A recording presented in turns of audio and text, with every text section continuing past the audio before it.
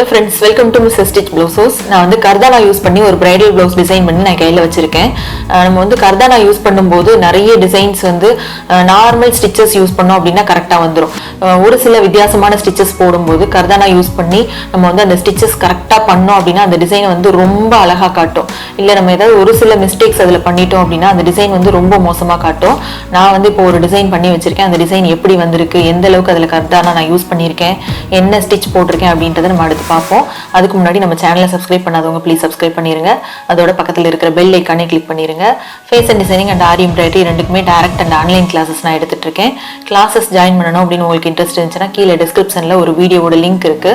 Course பத்தின எல்லா டீடைல்ஸும் நான் அதுல சொல்லியிருக்கேன். நீங்க பாருங்க, உங்களுக்கு விருப்பம் இருந்துச்சுன்னா நீங்க வந்து ஜாயின் பண்ணிக்கலாம். இப்போ வந்து நம்ம இந்த டிசைனை வந்து க்ளோஸ் அப்ல பார்ப்போம். இந்த டிசைன் பாருங்க, பேக் நெக் வந்து யூ நெக். ஸோ இதில் நான் மெயினாக சொல்ல வந்தது என்னன்னா இந்த Karthana லோடு. ஸோ இந்த Karthana லோடு வந்து நம்ம மோஸ்ட்லி எல்லா பிளவுசஸ்லையுமே நம்ம எடுக்க மாட்டோம். மோஸ்ட்லி வந்து நம்ம லோட் ஸ்டிச் போடும்போது சுகர் பீட்ஸ் லோடு அந்த மாதிரி பண்ணுவோம், இல்லை மோத்தி பீட்ஸ் வச்சு லோடு பண்ணுவோம். பட் இது வந்து பார்த்தீங்கன்னா Karthana லோடு. Karthanaவே பார்த்தீங்கன்னா டபுள் சைனிங்ல இருக்கும், கோல்டு சைனிங்ல இருக்கும். இது வந்து பார்த்தீங்கன்னா இந்த மாதிரி நம்ம Karthana லோடு போடும்போது ஃபினிஷிங் தான் ரொம்ப ரொம்ப முக்கியம். இந்த ஃபினிஷிங் வந்து பாருங்க எவ்வளோ அழகா கொடுத்துருக்கேன்னு. இதே போல ஃபினிஷிங் நம்ம ஈக்குவலா எல்லா இடத்துலயும் ஒரே மாதிரி Karthana லோடு வர்ற மாதிரி போடணும். இதுல கொஞ்சம் முன்ன பின்ன அந்த மாதிரி நம்ம போட்டோம் அப்படின்னா அந்த Karthana ஃபுல்லா இப்படி மேல தூக்கி தூக்கி வரும். அந்த மாதிரி இருக்கும்போது நம்மளுக்கு டிசைனுக்கு வந்து ரொம்ப வந்து இது ப்ராப்ளம் ஆகும்.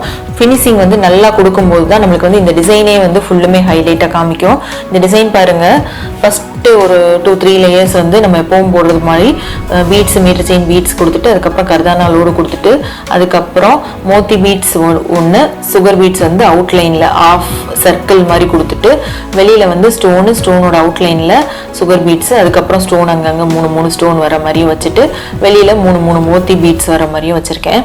ஸோ இந்த மாதிரி நம்ம ஃபினிஷிங் பார்க்கும்போது நம்மளுக்கு வந்து ஒரு ஜுவல் போட்ட எஃபெக்ட் கிடைக்கும். இதோட புட்டாஸும் 3 மோத்தி பீட்ஸ் அங்கங்கே வர மாதிரி வச்சுட்டு அடுத்து வந்து ஸ்லீவோட டிசைன் பாருங்க.